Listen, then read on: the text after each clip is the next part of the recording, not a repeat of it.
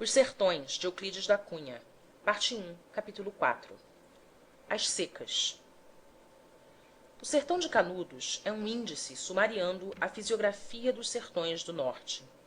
Resume-os, enfeixa os seus aspectos predominantes numa escala reduzida. É-lhes, de algum modo, uma zona central comum.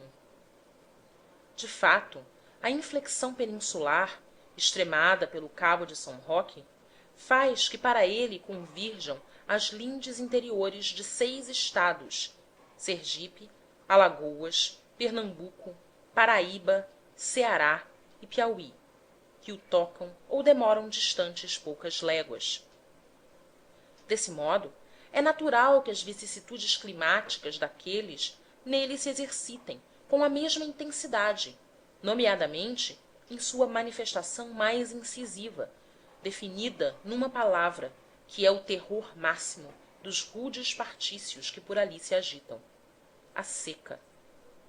Escusamo-nos de longamente a estudar, averbando o desbarate dos mais robustos espíritos no aprofundar-lhe a gênese, tateantes ao través de sem número de agentes complexos e fugitivos. Indiquemos, porém, inscrita num traçado de números inflexíveis, esta fatalidade inexorável. De fato, os seus ciclos, porque o são, no rigorismo técnico do termo, abrem-se e encerram-se com um ritmo tão notável que recordam o desdobramento de uma lei natural, ainda ignorada. Revelou-o pela primeira vez o senador Tomás Pompeu, traçando um quadro por si mesmo bastante eloquente, em que os aparecimentos das secas no século passado e atual se defrontam em paralelismo singular, sendo de presumir que ligeiras discrepâncias indiquem apenas defeitos de observação ou desvios na tradição oral que as registrou. De qualquer modo, ressalta à simples contemplação uma coincidência repetida bastante para que se remova a intrusão do acaso. Assim, para citarmos apenas as maiores, as secas de 1710-1711, 1723 a 1727, 1736 a 1737, 1744-1745, 1777-1778 do século XVIII, se justapõem às de 1808-1809, 1824-1825, 1835-1837, 1844-1845, 1877-1879 do atual. Esta coincidência, espelhando-se quase invariável, como se surgisse do decalque de uma quadra sobre outra, acentua-se ainda na identidade das quadras remansadas e longas que em ambas atreguaram a progressão dos estragos. De fato, sendo do nosso século passado o maior interregno de 32 anos, 1745-1777, houve no nosso outro absolutamente igual e, o que é sobremaneira notável, com a correspondência exatíssima das datas, 1845-1877. Continuando num exame mais íntimo do quadro, destacam-se novos dados, fixos e positivos, aparecendo com um rigorismo de incógnitas que se desvendam.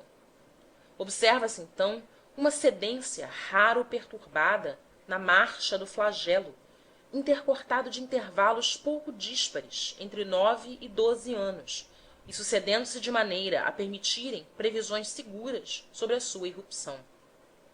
Entretanto, apesar desta simplicidade extrema nos resultados imediatos, o problema, que se pode traduzir na fórmula aritmética mais simples, permanece insolúvel. Hipóteses sobre a gênese das secas.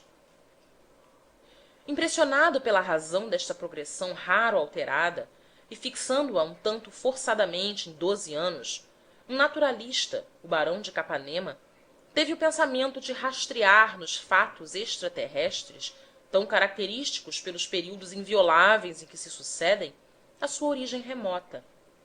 e encontrou na regularidade com que repontam e se extinguem, intermitentemente, as manchas da fotosfera solar, um símile completo.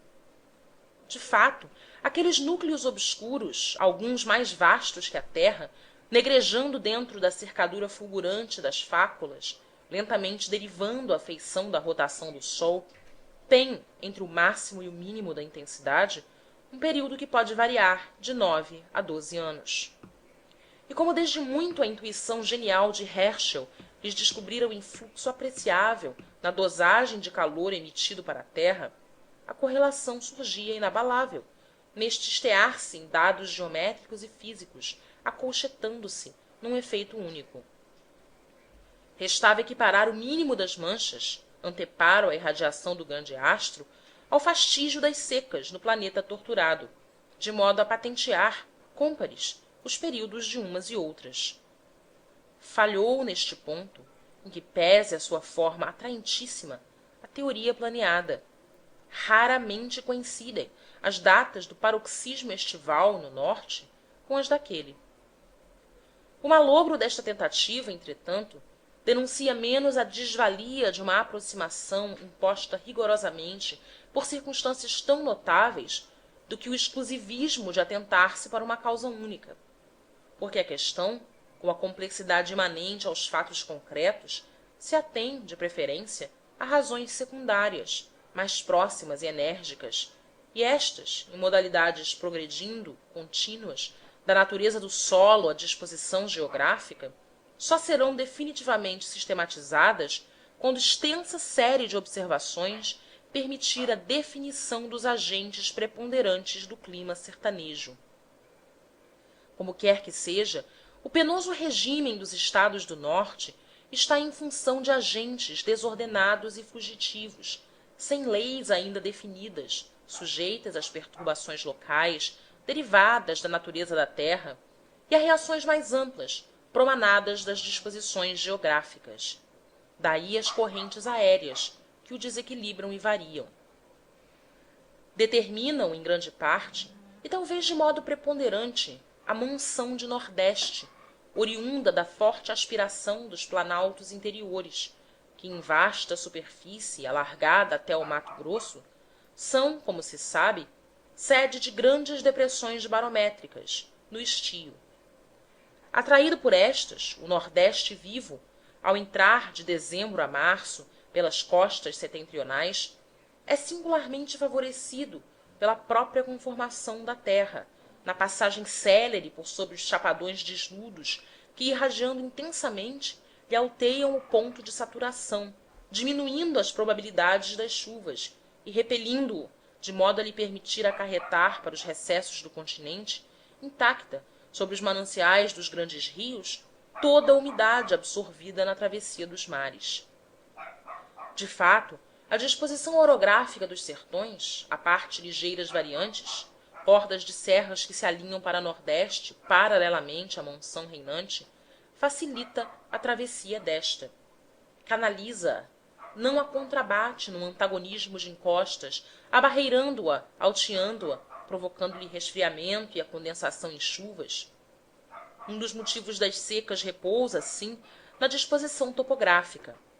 Falta às terras flageladas do norte uma alta serrania, que, correndo em direção perpendicular àquele vento, determine a dynamic holding, consoante um dizer expressivo. Um fato natural de ordem mais elevada esclarece esta hipótese. Assim é que as secas aparecem sempre entre duas datas fixadas há muito pela prática dos sertanejos, de 12 de dezembro a 19 de março. Fora de tais limites, não há um exemplo único de extinção de secas. Se os atravessam, prolongam-se fatalmente por todo o decorrer do ano, até que se reabra outra vez aquela quadra. Sendo assim, e lembrando-nos que é precisamente dentro deste intervalo que a longa faixa das calmas equatoriais, no seu lento oscilar em torno do Equador, paira no zênite daqueles estados, levando a borda até os extremos da Bahia, não poderemos considerá-la, para o caso, com a função de uma montanha ideal que, correndo de leste a oeste, corrigindo momentaneamente lastimável disposição orográfica, se antepõe à monção e lhe provoque a parada, a ascensão das correntes, o resfriamento subsequente e a condensação imediata nos aguaceiros diluvianos que tombam então de súbito sobre os sertões? Este desfiar de conjecturas tem o valor de indicar quantos fatores remotos podem incidir numa questão que duplamente nos interessa, pelo seu traço superior na ciência e pelo seu significado mais íntimo no envolver o destino de extenso trato do nosso país. Remove, por isto, a segundo plano o influxo até hoje inutilmente agitado dos alísios e é de alguma sorte fortalecido pela intuição do próprio sertanejo, para quem a persistência do nordeste, o vento da seca, como o batiza expressivamente, equivale à permanência de uma situação irremediável e crudelíssima. As quadras benéficas chegam de improviso. Depois de 2 ou 3 anos, como de 1877 a 1879, em que a insolação rescalda intensamente as chapadas desnudas, a sua própria intensidade origina um reagente inevitável. Decai, afinal, por toda parte, de modo considerável, a pressão atmosférica. Apruma-se maior e mais bem definida a barreira das correntes ascensionais dos ares aquecidos, antepostas às que entram pelo litoral. E entrechocadas umas e outras, num desencadear de tufões violentos, alteiam-se, retalhadas de raios, nublando em minutos o firmamento todo, desfazendo-se logo depois em aguaceiros fortes sobre os desertos recrestados.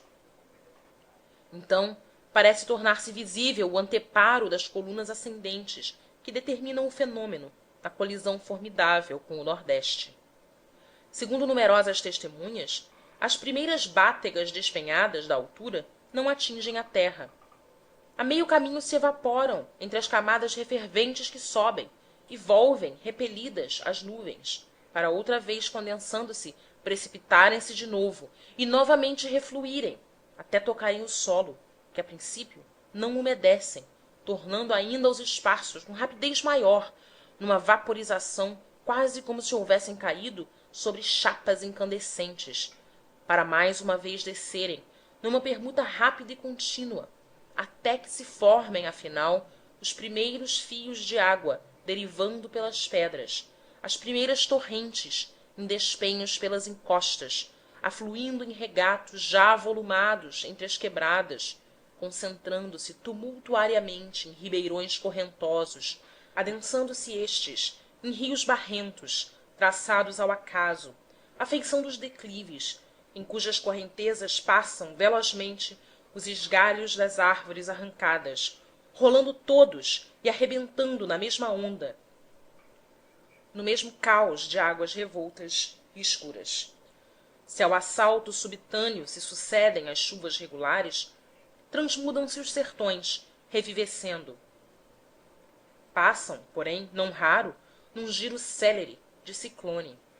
A drenagem rápida do terreno e a evaporação que se estabelece logo mais viva tornam-nos, outra vez, desolados e áridos.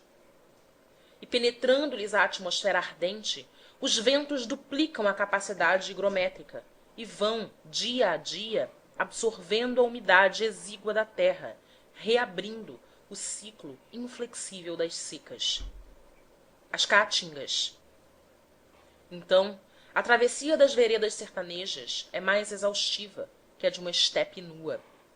Nesta, ao menos, o viajante tem o desafogo de um horizonte largo e a perspectiva das planuras francas, ao passo que a caatinga o afoga, abrevia-lhe o olhar, agride-o e estonteia-o.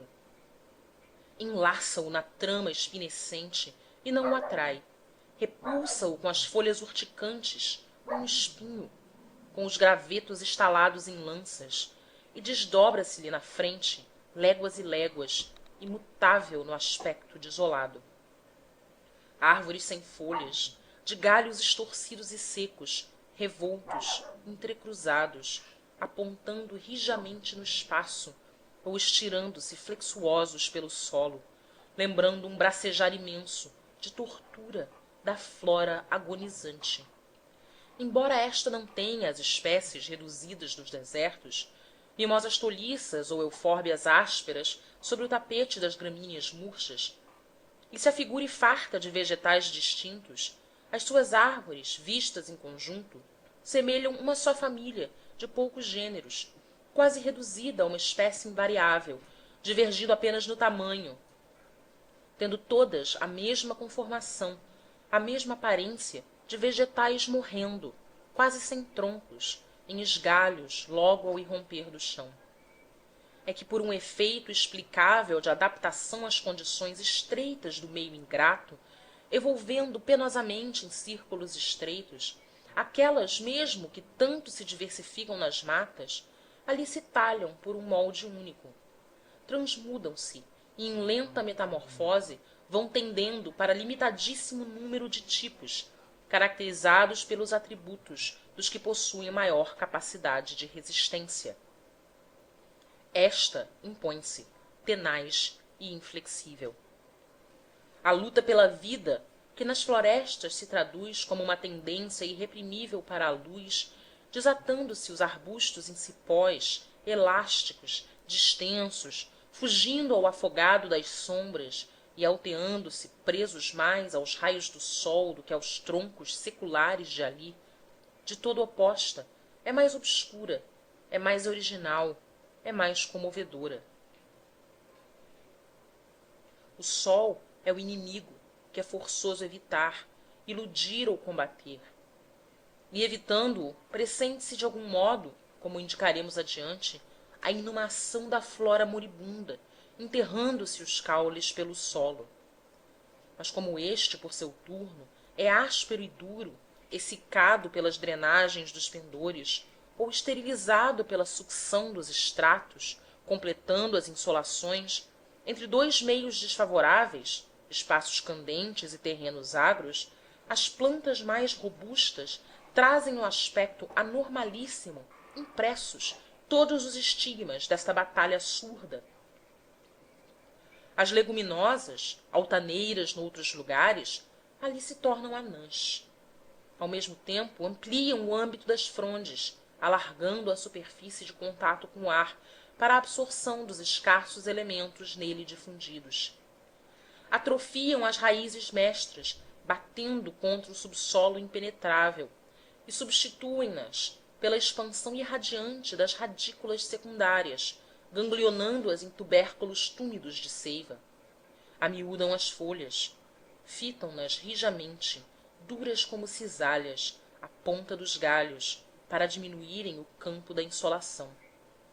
Revestem de um indumento protetor os frutos, rígidos às vezes como estróbilos. Dão-lhes na deiscência perfeita com que as vagens se abrem, estalando como se houvessem molas de aço, admiráveis aparelhos para a propagação das sementes, espalhando-as profusamente pelo chão. E têm, todas, sem excetuar uma única, no perfume suavíssimo das flores, anteparos intactes que nas noites frias sobre elas se alevantam e se arqueiam, obstando a que sofram de chofre as quedas de temperatura, tendas invisíveis e encantadoras, resguardando-as. Assim disposta, a árvore aparelha-se para reagir contra o regime bruto. Ajusta-se sobre os sertões o cautério das secas. Esterilizam-se os ares urentes, empedra-se o chão, gretando, recrestado. Ruge o nordeste nos ermos, e como um cilício dilacerador, a caatinga estende sobre a terra as ramagens de espinhos. Mas, reduzidas todas as funções, a planta, estivando, em vida latente, alimenta-se das reservas que armazena nas quadras remansadas e rompe os estios, pronta a transfigurar-se entre os deslumbramentos da primavera. Algumas, em terrenos mais favoráveis, iludem ainda melhor as intempéries, em disposição singularíssima. Vêem-se numerosos aglomerados em capões ou salpintando, isolados, as macegas, arbúsculos de pouco mais de metro de alto, de largas folhas espessas e luzidias, exuberando floração ridente em meio da desolação geral. são os cajueiros anões, os típicos Anacardia humilis das chapadas áridas, os cajuís dos indígenas. Estes vegetais estranhos, quando ablaqueados em roda, mostram raízes que se entranham a surpreendente profundura. Não há desenraizá-los. O eixo descendente aumenta-lhes maior à medida que se escava. Por fim se nota que ele vai repartindo-se em divisões dicotômicas, progride pela terra dentro até um caule único e vigoroso, embaixo. Não são raízes, são galhos. E os pequeninos arbúsculos, esparsos ou repontando em tufos, abrangendo às vezes largas áreas, uma árvore única e enorme, inteiramente soterrada. Espancado pelas canículas, fustigado dos sóis, roído dos enxurros, torturado pelos ventos, o vegetal parece derrear-se aos embates desses elementos antagônicos e abroquelar-se daquele modo, invisível, no solo sobre que alevanta apenas os mais altos renovos da fronde majestosa. Outros, sem esta conformação, se aparelham de outra sorte. As águas que fogem no volver selvagem das torrentes ou entre as camadas inclinadas dos xistos ficam retidas longo tempo nas espatas das bromélias, aviventando-as. No pino dos verões, um pé de macambira é, para o matuto sequioso, um copo dágua cristalina e pura. Os caroás verdoengos, de flores triunfais e altas, os gravatais e ananases bravos, trançados em touceiras impenetráveis, copiam-lhe a mesma forma, adrede feita àquelas paragens estéreis. As suas folhas ensiformes, lisas e lustrosas, como as da maioria dos vegetais sertanejos, facilitam a condensação dos vapores escassos trazidos pelos ventos, por maneira a debelar-se o perigo máximo à vida vegetativa, resultante de larga evaporação pelas folhas, esgotando e vencendo a absorção pelas radículas. Sucedem-se outros, diversamente apercebidos, sob novos aprestos, mas igualmente resistentes. As nopáleas e cactos, nativas em toda a parte, entram na categoria das fontes vegetais de Saint-Hilaire, tipos clássicos da flora desértica, mais resistentes que os demais, quando decaem a seu lado, fulminadas, as árvores todas, persistem inalteráveis, ou mais vívidos talvez. Afeiçoaram-se aos regimens bárbaros, repelem os climas benignos em que estiolam e definham.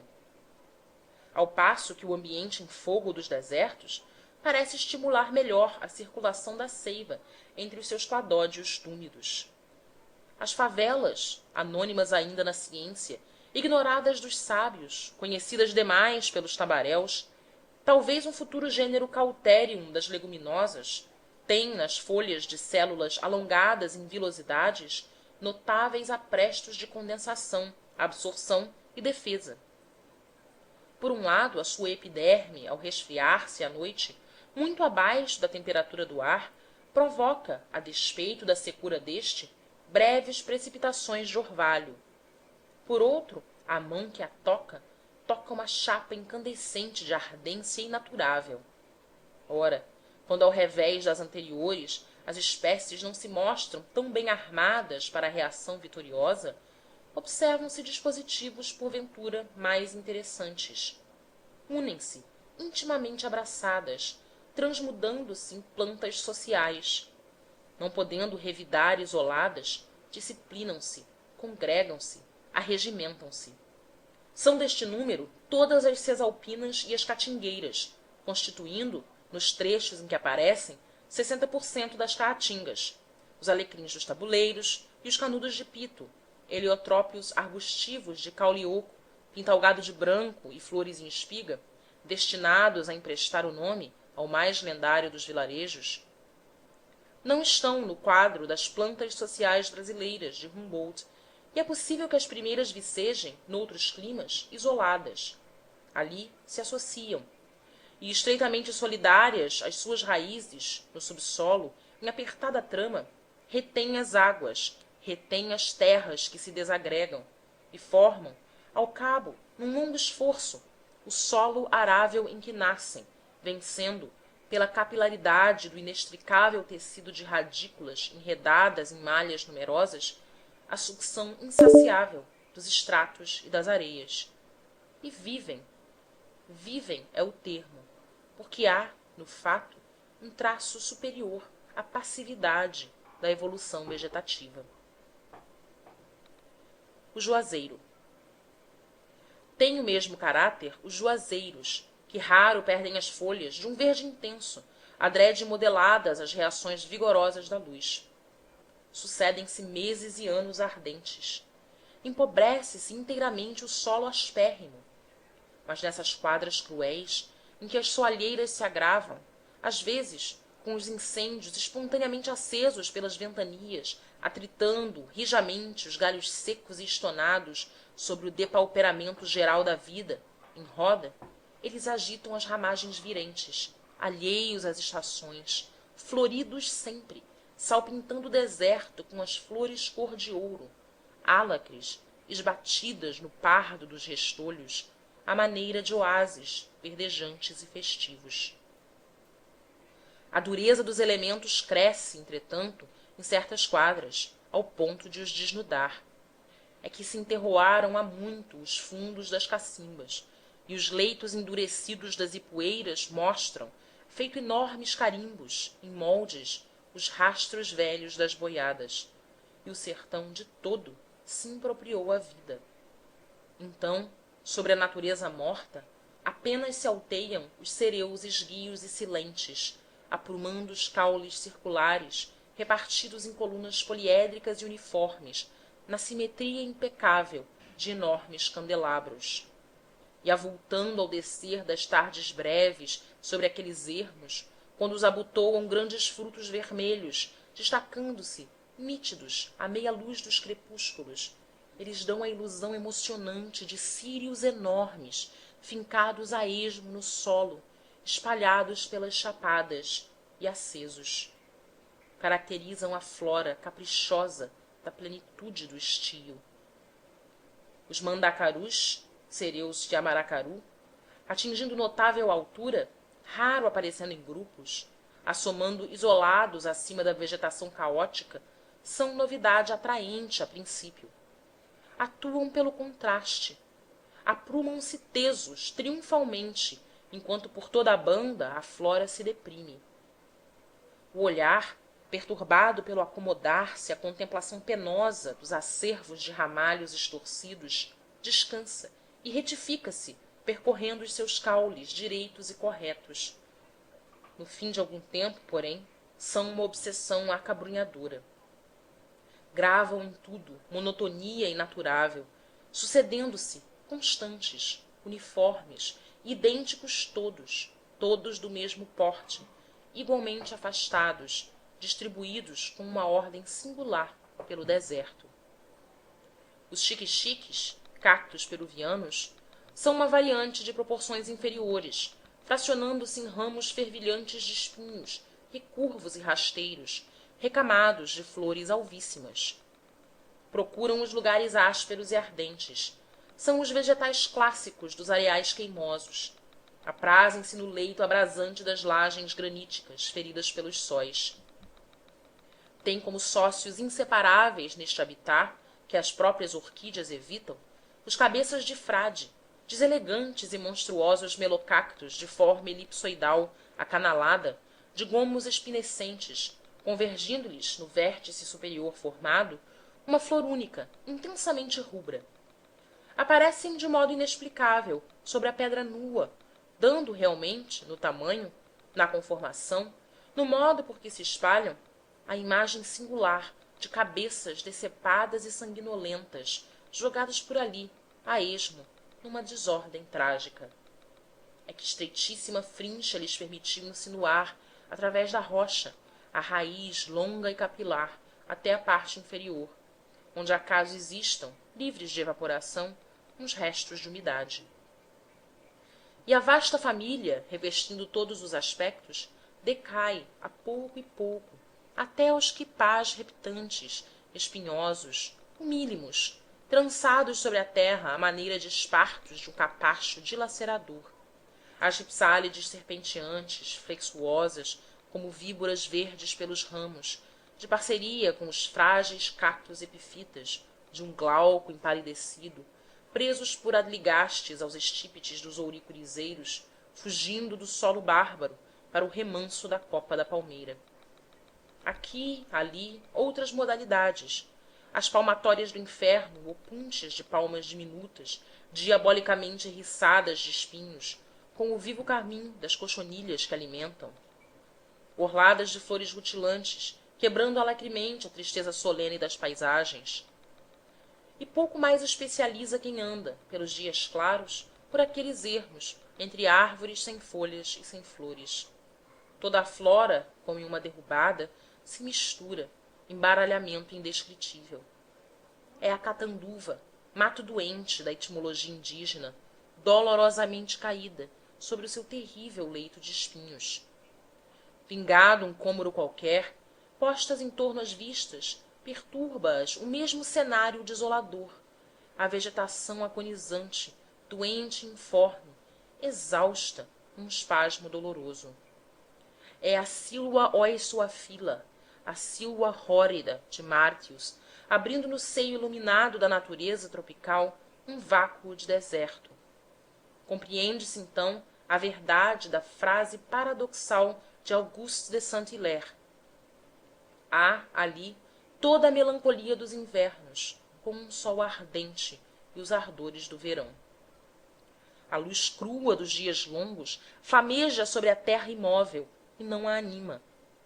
Reverberam as infiltrações de quartzo pelos cerros calcários, desordenadamente esparsos pelos ermos, num alvejar de banquises, e oscilando à ponta dos ramos secos das árvores inteiriças, dependuram-se as tilânthias alvacentas, lembrando flocos esgarçados de neve, dando ao conjunto o aspecto de uma paisagem glacial de vegetação hibernante nos gelos.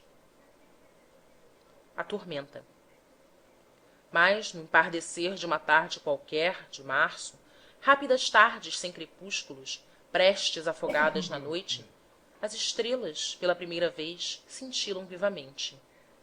Nuvens volumosas abarreiram ao longe os horizontes, recortando-os em relevos imponentes de montanhas negras. Sobem vagarosamente. Incham, bolhando em lentos e desmesurados rebojos na altura, enquanto os ventos tumultuam nos plainos, sacudindo e retorcendo as galhadas. Embruscado em minutos, o firmamento golpeia-se de relâmpagos precípites, sucessivos, sarjando fundamente a imprimadura negra da tormenta. Reboam ruidosamente as trovoadas fortes, as bátegas de chuva tombam, grossas, espaçadamente, sobre o chão, adunando-se logo em aguaceiro diluviano. Ressurreição da flora. E ao tornar da travessia, o viajante, pasmo, não vê mais o deserto. Sobre o solo que as amarílis atapetam, ressurge triunfalmente a flora tropical. É uma mutação de apoteose. Os mulungus rotundos, à borda das cacimbas cheias, estafolhas, as caraíbas e baraúnas altas refrondescem à margem dos ribeirões refertos. Ramalham ressoantes os marizeiros esgalhados, à passagem das virações suaves. Assomam vivazes, amortecendo as truncaduras das quebradas, as quixabeiras de folhas pequeninas e frutos que lembram contas de ônix. Mais virentes adensam se os icozeiros pelas várzeas, sob o ondular festivo das copas dos ouricuris. Ondeiam móveis, avivando a paisagem, acamando-se nos plainos, arredondando as encostas, as moitas floridas do alecrim dos tabuleiros, de caules finos e flexíveis. As umburanas perfumam os ares, filtrando-os nas frontes enfolhadas, e dominando a revivescência geral, não já pela altura, senão pelo gracioso do porte, os umbuzeiros alevantam 2 metros sobre o chão, irradiantes em círculo os galhos numerosos. O umbuzeiro é a árvore sagrada do sertão. sócia fiel das rápidas horas felizes e longos dias amargos dos vaqueiros.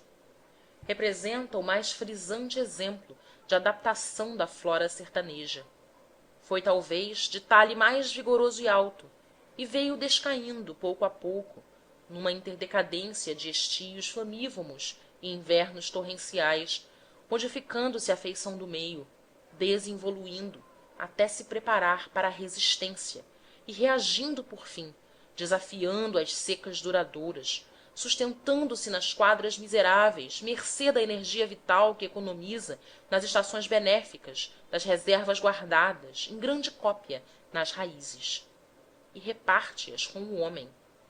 Se não existisse o umbuzeiro, aquele trato de sertão, tão estéril que nele escasseiam os carnaubais tão providencialmente dispersos nos que o convizinham até o Ceará, estaria despovoado. O umbu é para o infeliz matuto que ali vive o mesmo que a mauritia para os garaúnos dos llanos. Alimenta-o e mitiga-lhe a sede. Abre-lhe o seio acariciador e amigo, onde os ramos recurvos e entrelaçados parecem de propósito feitos para a armação das redes bamboantes. E ao chegarem os tempos felizes, dá-lhe os frutos de sabor esquisito para o preparo da umbuzada tradicional. O gado, mesmo nos dias de abastança, cobiça o sumo acidulado das suas folhas.